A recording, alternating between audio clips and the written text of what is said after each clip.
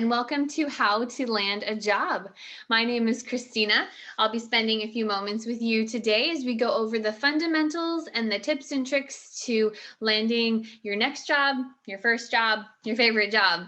So to tell you a little bit about me, since we'll be spending some time together, I have been in hospitality for about almost 15 years, and 10 of those years have been spent with human resources. So I am very used to speaking with applicants about the jobs that they're looking for to join our team, as well as working with my fellow colleagues that have started working with us on how to make this the best job they've ever had.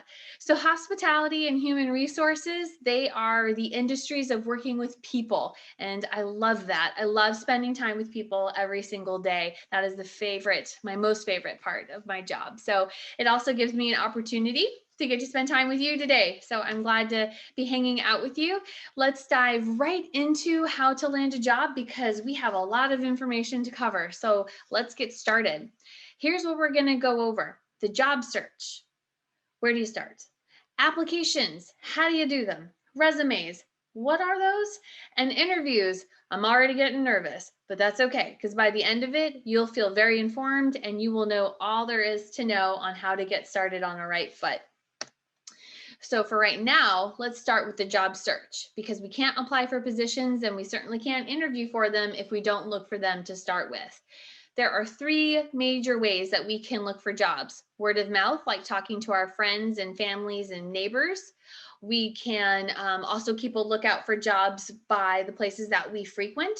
I know right now we're not frequenting places as much as we used to, but there will come a time, I hope and look forward to, where we do get to go to the movie theaters again all the time. We do get to go shopping all the time. We get to travel a whole lot more than we wanted to. But all of these things are ways that we can keep our eyes open to companies saying, we're hiring, apply with us, we're looking for a barista, whatever that position might be. But when we go to those places all the time, we're more apt to capture who is posting what types of positions.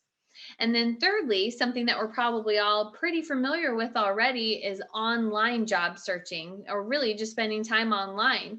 There are so many different ways that you can find jobs, whether through Indeed or Google, Glassdoor, Craigslist, and don't even forget to think about social media, because more and more companies are using their social media to post about things that they're offering, such as Instagram and Facebook and Twitter. It could be just a real quick tweet about, hey, we're hiring for this position. Here's the link, check it out. So if there's companies that you're really excited about potentially working with, make sure you're following them on social media, because then you'll be in the loop and you'll be in the know the next time that they have an opportunity that they want to share with you. So what are some success tips and tricks as far as job searching? Well, let's look at the ads. Tune into the keywords of the ads that tell you if it's a place you want to work and if you have the skill set that they are looking for and that they need. Do you have the experience they want? Is this a company that sounds like a good fit for you? Those keywords are going to help you to discover that. Sign up for job alerts on those job boards we talked about. Usually you'll set up a profile, and then when a company that matches what you had set up posts something, you'll get a little text message or an email that says, hey, did you know that company XYZ just posted this position that would be perfect for you? Those job alerts are awesome, because we don't have time to just be searching for jobs 24/7. We do need to sleep and eat at some point. So those job alerts help cover you when you're not able to be searching very actively for that job in that moment. Tell everyone you know that you're looking for a job and what you're looking for, because your eyes are great for job searching, but having 15 other sets of eyes looking for a job for you, that's even better. And that will hopefully get you what you're looking for much faster. But if it does take some time, don't give up. Be persistent, keep looking, and maybe you need to apply for a wider array of jobs and think outside the box a little bit. So put your brave shoes on, take a look at what's out there, step outside of your comfort zone maybe a little bit, and you could have a really awesome job that's just waiting for you to apply to. Okay, so you found it, you found the job. Now we need to apply. Now we need to let the company know that we're interested in. Well, there's two main ways you can do that. There's online applications, and online can either actually be on site with them or just from the comfort of your home, or a paper application. So we'll dive into both of those. Most of the large companies, they're going to have the online sites for you to visit and will just direct you to visit their career page that way. But the smaller and independent places, they might ask for you to complete a paper form or to visit their kiosk on site to complete an application. So either way, that's how you're going to introduce yourself to the companies, and it's great to start to feel comfortable with doing that. We'll cover resumes a little bit later, but make sure you have a resume ready once we've talked about it, because you're going to want to staple that or attach that to a paper application or upload it to a digital application medium. So let's look at the online job applications first. Usually that's done through an applicant tracking system, which can help identify if you're a good fit for a position or not.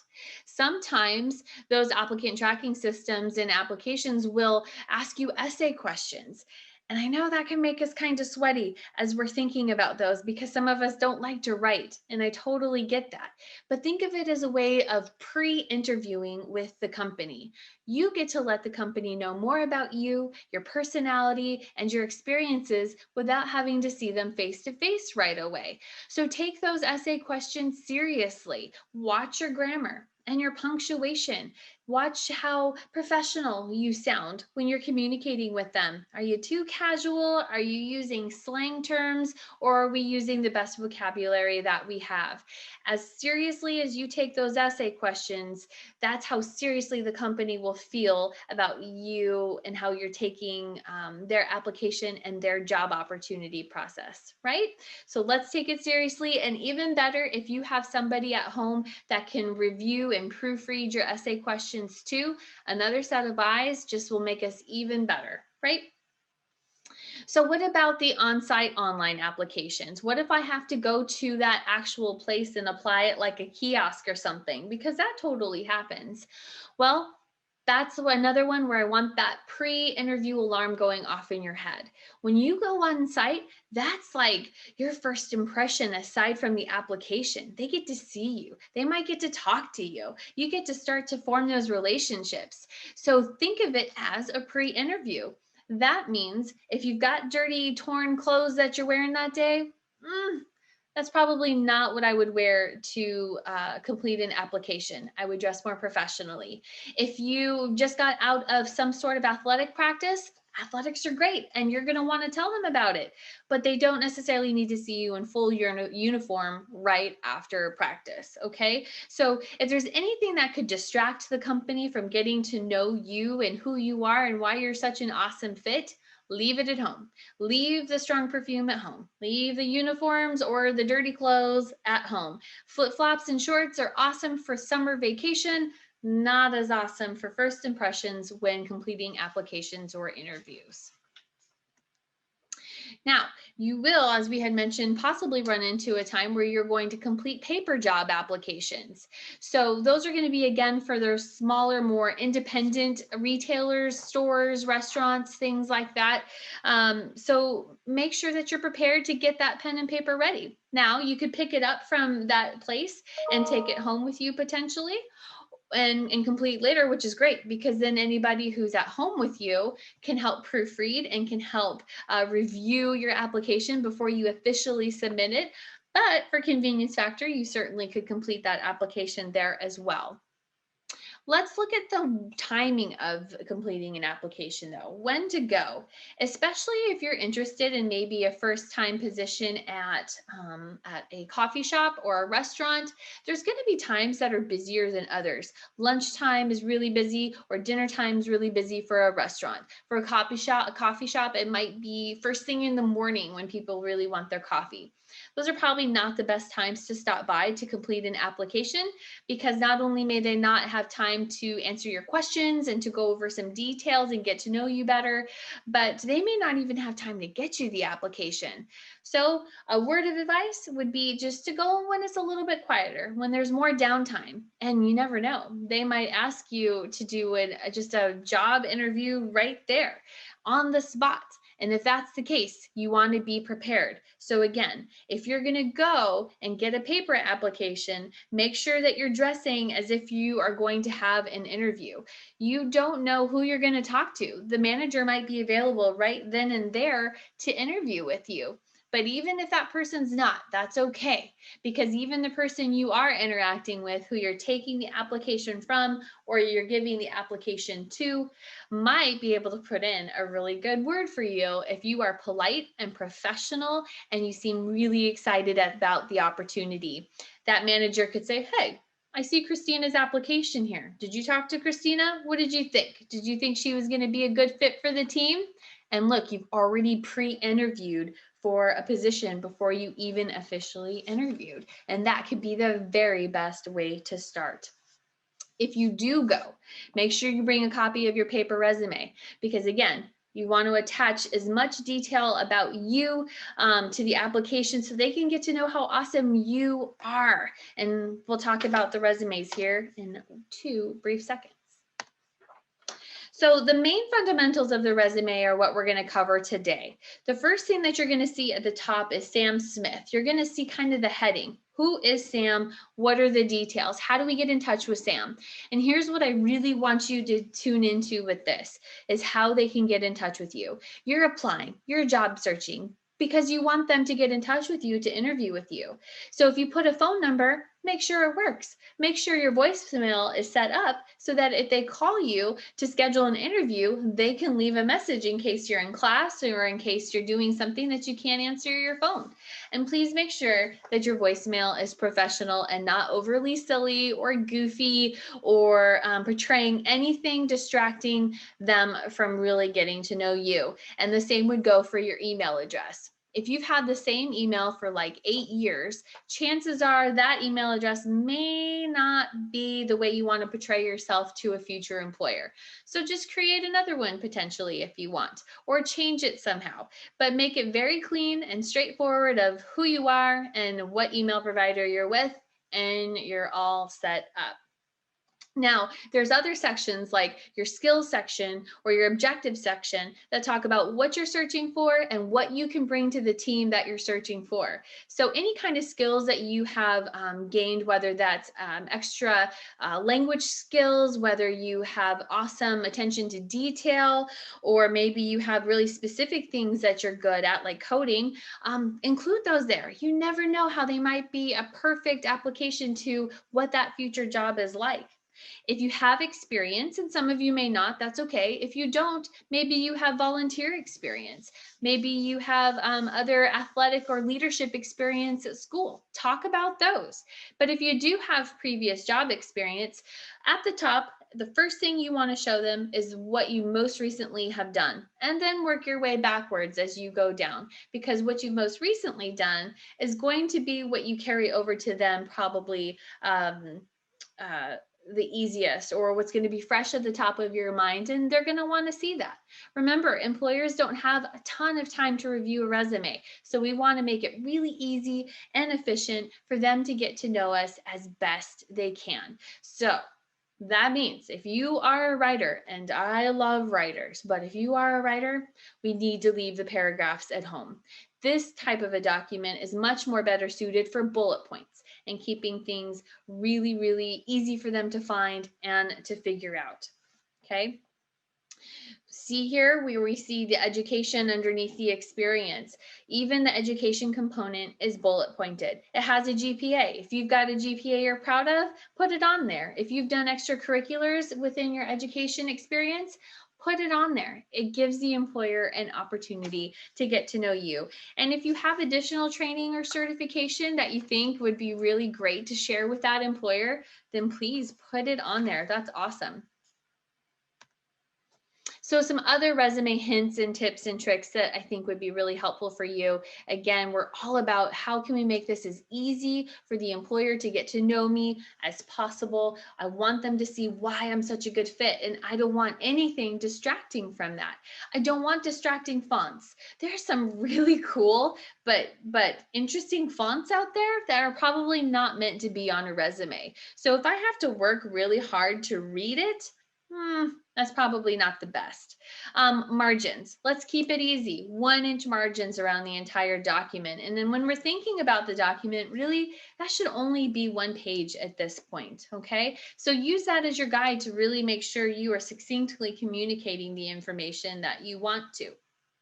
Format, bullet points, not paragraphs. Let's not do lots of crazy bolding and underlining and italics. Sometimes that's appropriate, but there are other times where it's just distracting and harder to navigate that, okay? Be aware of really small size fonts that are hard to read, and then really big size fonts that make the employer feel almost like you're yelling at them, or doesn't tell them a whole lot of information about you, okay? Because you couldn't get it all on just 1 page. So just like we were talking about with our applications, and just like we were talking about when it came to the essay questions, proofread, reread, have somebody else read your resume and see what their eyes catch, because this is your first impression. This is what you're uploading to that online application or that you're attaching to the paper application. So take your resume seriously, because this is you introducing yourself to the employer. Now, the STAR method is going to be something that will be great for you to keep in mind as you're preparing for your interviews. You've sent in your resume, you've applied, you're feeling good. Maybe you even have an interview scheduled. So start thinking about the questions they're going to ask. And I'll give you a hint. They usually ask questions like, tell me about a time when, or what was your most challenging experience working with a team, or what are you most proud of, so that you can brag about yourself. And we want you to be able to showcase your talents and all the amazing things that you've done.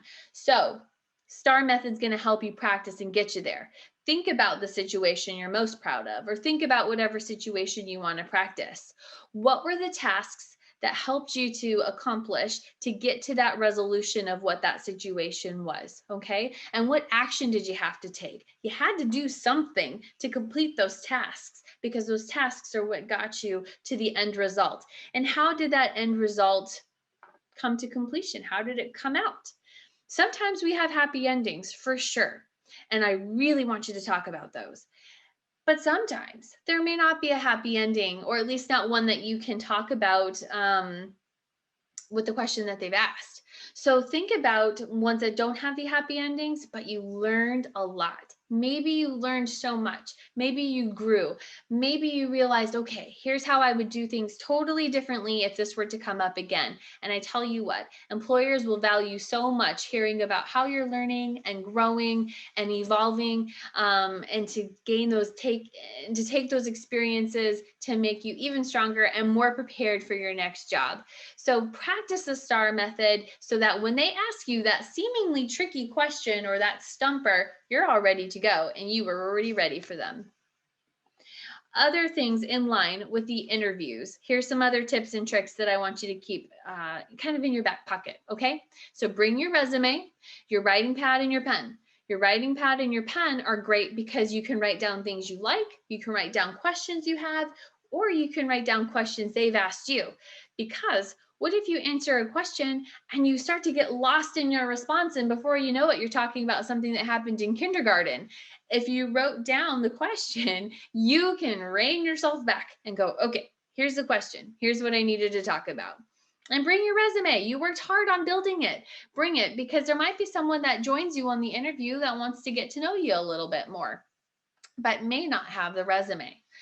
Be positive, honest, and focused. Be you, but be the most positive version of yourself. So if an employer asks you about past experiences that you've had, try to still be positive, even if they weren't your favorite, because employers want to know that they're bringing somebody on board who is positive and a team player and going to make a light shine within the team, not one that's going to take morale down and be kind of negative. So don't be overly negative about your past experiences, but instead focus on the positive things. Be active in this conversation and actively listen. Ask them to clarify any questions that they might have asked you that you don't understand. So instead of guessing, just say, I'm sorry, could you repeat the question? Or I'm not sure I understand what you're asking. Could you rephrase that for me? That's okay. That's showing them that you are in it with them and you really want to understand the dialogue that you're having and make sure you're answering their questions as best you can. But while you're talking, there's other parts of you that are also talking without words being spoken, and that's your body language. So, how is your eye contact? Are you looking them straight in the eye, or are you wandering around? Does it look like you're thinking about the weekend coming up? Are you standing or sitting in a very assertive way? Or are you kind of slouching? Do you seem tired? Do they think you're going to fall asleep at any given moment? How's your tone of voice? Does it sound like you're interested in the conversation you're having with them? Be aware, though, that your voice can do other things. When you're nervous, you can speak really fast and it's hard for them to have a conversation. If you're really shy, you can speak really quiet and then they can't hear you. Or you might be nervous that you're speaking too loud and then now they feel like you're yelling at them. So be aware of how you're projecting yourself, both in how your body is talking and then how your voice is talking as well. But if you can smile and maintain eye contact and show them that you're in it with them, that will go a long way. Ask appropriate questions. If you have a question such as, how much does this position pay? Better to ask a more professional question like, what is the range of pay for this position versus how much am I going to make and when's my next raise? We can get information and find answers, but how we present ourselves and the appropriateness of the questions, that's what matters. And lastly, turn your phone off. Don't even have your phone with you if you can possibly help it. It's distracting and you don't want anything to distract the employer from your awesomeness and what you can bring to their team. Even if it's on vibrate, that vibration, they can hear that. Don't text, don't answer calls. It's better just to leave it in your car or to leave it at home if possible so that you can really focus on your interview. That's what your pad and paper are for, your pen and paper. If you need to take notes or write phone numbers down or anything like that, that's why you were smart and you brought your information already. I just want to say thanks. Thanks for hanging out with me today. I hope I was able to give you some fundamentals and some tips and tricks to really land your next job. And I hope that I get to run into you, whether you are applying with me or I just get to hear about all the awesome things that you're doing. But thank you so much. And I wish you the very best in the future. Bye-bye.